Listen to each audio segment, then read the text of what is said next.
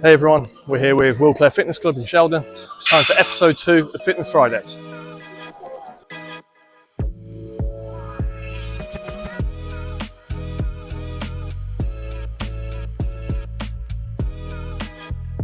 Okay, today we're going to be talking about hamstrings. I know this is a big one for a lot of people.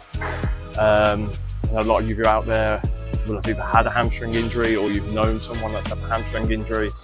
And the worst thing about them, if you don't know how to treat them right, how to get back to being in a point where you'll never get one again, or you'll reduce your chance of getting one again,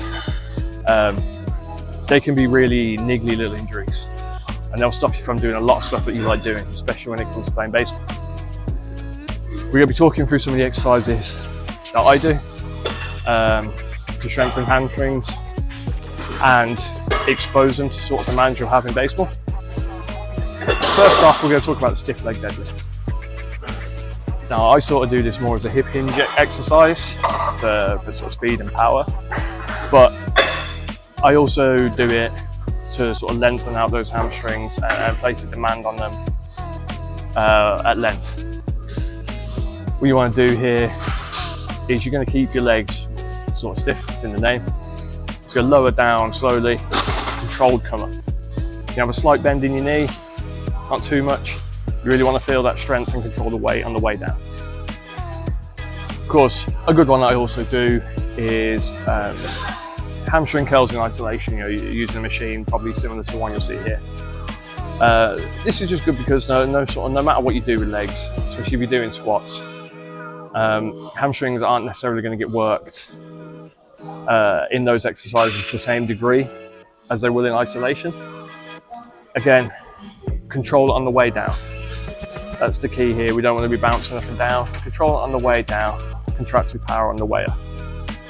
And one of the big things when it comes to hamstring injuries is a lot of people do it when they're sprinting.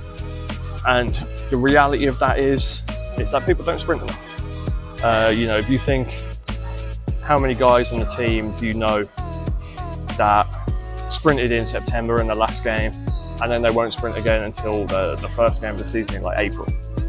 You know, it's almost like 7-8 months of the year where you're not sprinting. One of the best ways to ensure you don't hurt yourself or damage your hamstring when you first sprint again is increasing that exposure of sprints. It doesn't need to be a lot. We're talking, you know, 1 to 3 exposures of sprinting a week. For reference, I do 5 sprints on Monday and Friday at the gym. I might do a little bit else in between that as well, but that's it. Don't sprint for the first time when you get to a game, because you're going to hurt yourself. That includes warming up on game days as well. It's not just jogging. We want to hit the speeds in warm-up and training that we're going to hit in the game. Something else you can do, which I admittedly don't do a lot, but I know a lot of people do like them, is Nordic holds. This is basically where your feet will be locked in, you'll be on your knees, and you'll control your descent downwards with your hamstrings. This can be very demanding on you the first few times you do it, as you can probably tell from my video. They're not a cure-all, they're not the only thing you should do, but they can be really useful. Okay, I hope you found that really useful. I hope you go into the season with strong hamstrings, you've got loads of weekly exposures to sprinting, and that you're ready to go and exert yourself at full power without the fear of pulling that hammy.